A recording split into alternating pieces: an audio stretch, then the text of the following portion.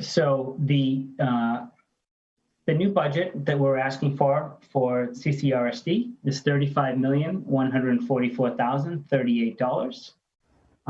The sum of assessments for Concord would be $23,747,968. That includes a debt assessment of $3,311,646.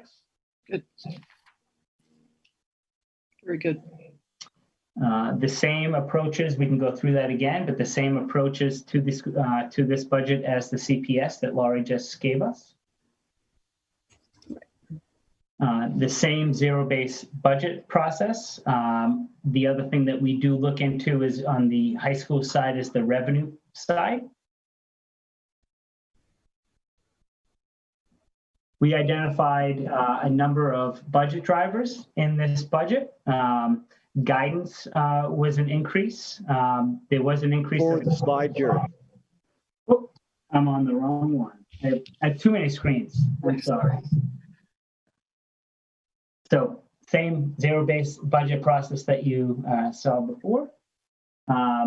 Our budget drivers, so we identified $1,166,965 in budget drivers. These are a number of them here. We did increase a guidance position last year by one, but through attrition and some salary savings, the increase is only $42,356. There was actually a budget correction in the IT side, so that's actually not an increase as well. We had to increase the general funds portion of the monitors. The reason for that is because we anticipated getting 50,000. Every year we spend 50,000 to offset these salaries. We anticipate due to the hybrid schedule next year that we would only receive about 25,000 in fees, so we had to offset that.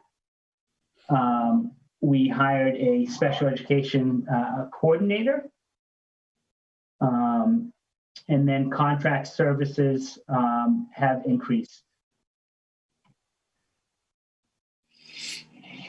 Our insurance and our pension is a budget driver, a modest one of just under 73,000. Overall, the teachers' amount is going up 602,739. That is due to steps and lanes for the most part. And tutors have increased. That is more in line. This number held actually in the December budget cycle. We negotiated with them last year in the way that we recorded the tutors, and FY21 is more in line with how they were getting paid. And then utilities expecting an increase more in line with FY19 actuals. So again, overall, we identified $1,166,965 in budget drivers. To offset those budget drivers, we identified $694,000 in offsets.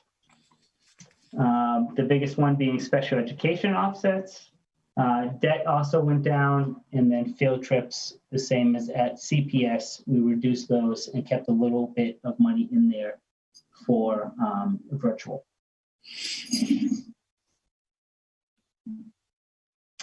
I just wanted to show our OPEB. So currently we are funding OPEB at $550,000. This is an updated balance as of June 30th. We have $5,668,402. Can you speak to how that's working out in terms of the required contribution? Are we on a track to 2030 to 2030, the same year that the high school debt is being retired. So this is the they changed they don't call it the ARC anymore, but this is the suggested amount as of our last evaluation.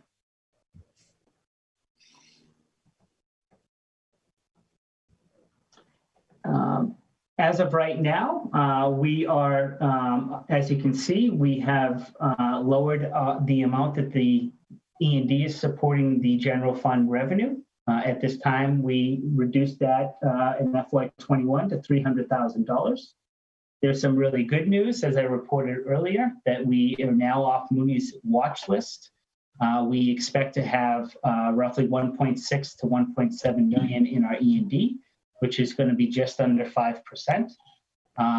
In addition to our circuit breaker at the high school will be maxed out.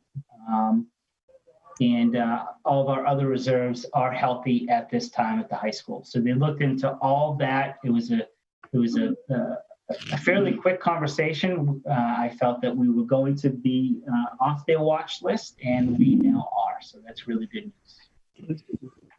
Hey, So you really Jared, don't have a place to park that 300,000 because you've tapped, you're maxed out in your various accounts where it could go. So it's okay to For use this it. year, yes. Yeah. Yep. So it's reserved to reduce. That's how they call that. So you can go over the 5% if an amount is set aside for to reduce next year's budget. so Jared, last time I saw something, I thought it was like you were 1.8 million on E&D, but then you had earmarked 300,000 to be used for the FY21. So you would be down around 1.5 in E&D after you, if after the tagging. Is that the right range? No, it's up a little bit. Yeah. So our E&D is actually it's about 1.7. We're estimating. If you added the 300,000 in, we'd be at 2 million.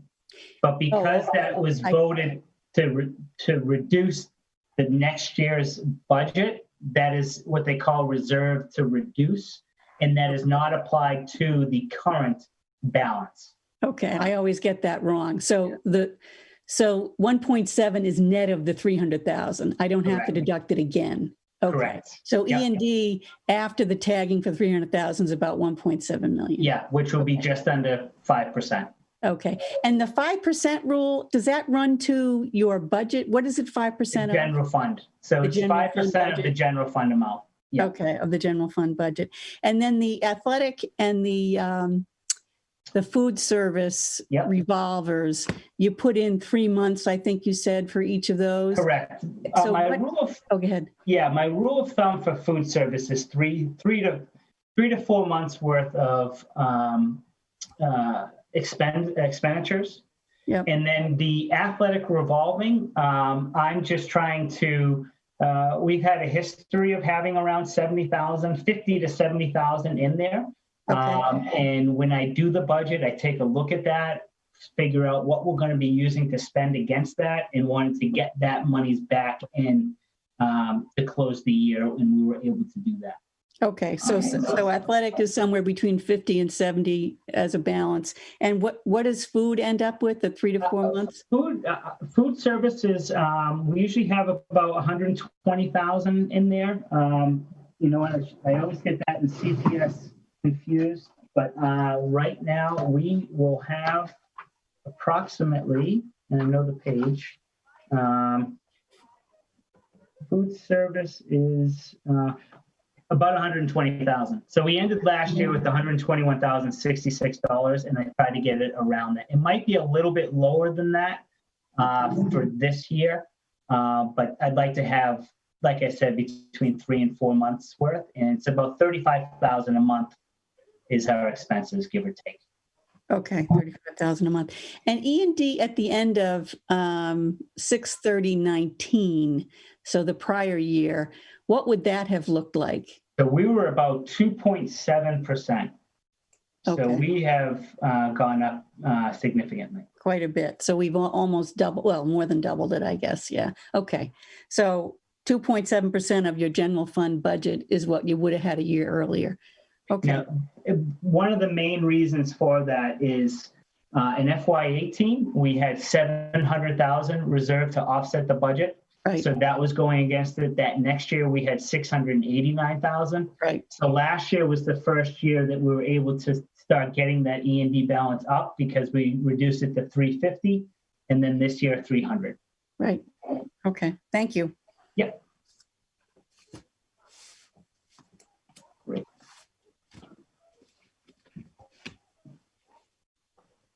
So here is the comparison of assessments. So for Concord right now, the total assessment is $23,747,968. That includes the debt amount. That is a $402,980 increase, or 1.73%. Overall, our assessments have only increased $183,026, or 0.59%. It's important to note that I am doing an enrollment study. Concord is going to continue to go up. It's probably going to be around 1 to 1.1% next year, which will have a budget impact. It gets a little stable in FY22 and FY23. I think it's around a 0.25 increase, but Concord is continuing to increase, and that will have an assessment impact.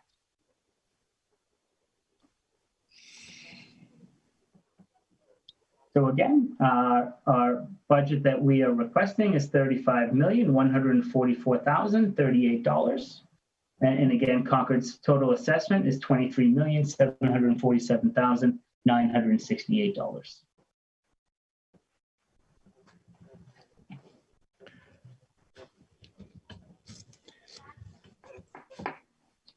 Chris, you have a question? I do. I have one more, I think. Sure. Jared, just going back to the tutoring growth at the high school versus CPS. Yes. So at CPS, there was a description about needing some for not related to the pandemic, and I assume some related to the pandemic, or perhaps a reaction to the pandemic. We were going to keep tutors in place. At the high school, the number was up, but it sounded like that was a different rationale. Am I right so on the number that? Yes, the number is up about 120 something thousand. So we negotiated with the tutors last year, and this budget was the first time that we had used FTEs, and we had identified what a 1.0 FTE is. So it was sort of a budget correction. We did budget a little bit differently for the FY20 budget. This is more of an exact. They also had some extra hours that they were, a lot of extra hours that wasn't necessarily encumbered. So when I did do the FY20 budget and we did zero base it, it was hard to know exactly the hours that they were working. Now we identified what a 1.0 is. In addition, they do have some members that we call it an after-school homework club, or we don't call it a club, but an after-school homework. Yeah. And they're paid additional money for that. That is now reflected in that budget number. So it's more of, we haven't had an increase in tutors. It's just now I have a real understanding of our obligation. Okay, so at the high school, we don't need additional. There isn't really a change in the service around tutors. It's more of an accounting accrual item. Okay. Correct. Okay. Yeah. Thank you. Mary. First of all, I want to thank you and the school committee and Laurie for coming in at the revised guideline that we published, finding that 310,000. That helps a lot. It brings the property tax down to something more manageable. So thank you for that. I heard you saying that enrollment, I'm thinking ahead now to FY22, and you said the enrollment is going to go up, and I think you said 1%.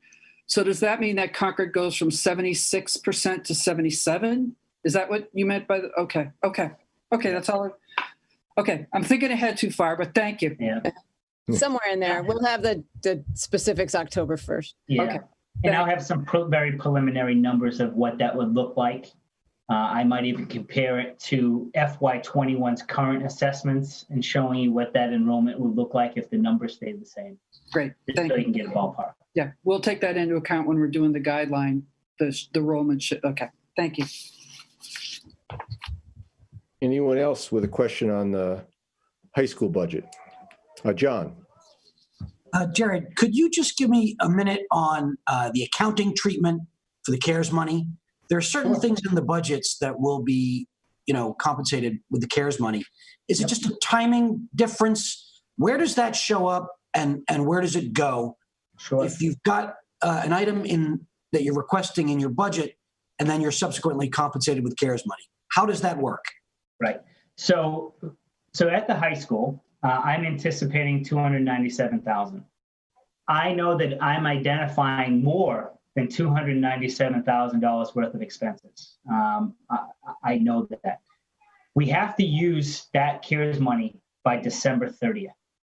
So what we're doing is just some of the things we're using them for. Masks.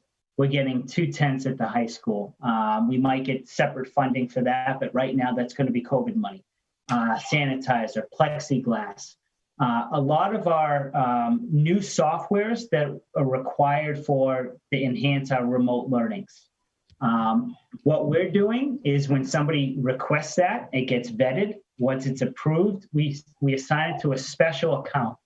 And then we know we're going to be audited on that. Ian Rames is keeping an unbelievable track of all of those costs.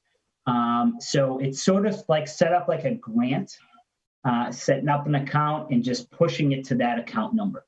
So when it's time, when the money comes in and we can offset it, it will be a simple thing to do. Now, if there are things in the general fund that were budgeted that we will now be used to offset that, to get to the guideline number, we did two things. The first thing we did is we increased our Chapter 70 number from the 2.5 that we had to what the current number is, which is 2.747 million. So that was 247,000. In addition, we did a offset in this budget, not the CPS budget, but this budget of $185,116, and that is a COVID CARES Act offset that we're going to be using monies that would have been general fund and appropriate and are going to be offset to that CARES Act. So that limits the amount that we're going to get. So that limits the 297 minus the 116. But I'm comfortable with all the contingencies that we currently have. If we need additional monies, we can use that. Does that make sense? Thank you. Any further questions? Sorry, just to follow on, since Jared mentioned Chapter 70, do we have any sense yet? I mean, this is great news. It's level funded, for the time being. But what about the next year? Do we have any sense yet as to the sustainability of that level funding? I'm hearing that they are making a true commitment to education. They put too many years into the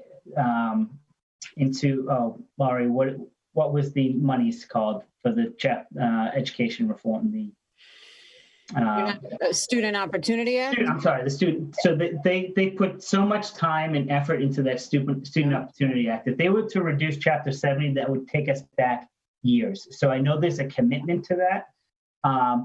I am going to have a lot of conversations with colleagues in my associations on what to plan on for FY22, because the governor will just have passed FY21, probably in October, when I'm going to be presenting to you again.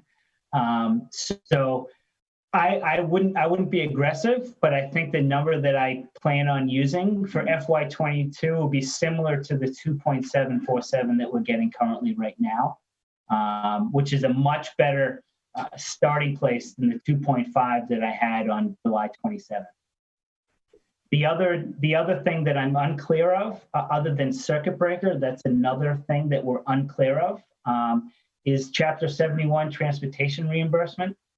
I had an offset of 675,000 on July 27th, or I should say last winter. I reduced that by 125,000 on July 27th, but I don't know what's going to happen there.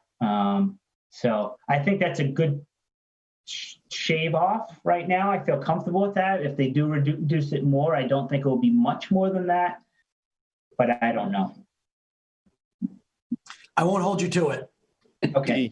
Yeah, just a couple questions, Jarrett. You said you maxed out on the circuit breaker. Could you give me a number? I can. So we're going to be just over about 1.1 million. 1.1 million. And then maybe I missed it. Did you talk about the prepays that you made this year? So I did not in this presentation. So we made we prepaid two things. The first one is we prepaid about $261,000 in special ed tuitions. That number is in our budget, meaning we did not assume that prepayment, and we're pushing that forward as a contingency to hopefully offset FY22 or FY23's budget. In addition, we prepaid $351,000 in laptops. And that's also something that could help future budgets. Thank you. Any other questions from the Finance Committee? Chris. I think these might be for Dr. Hunter.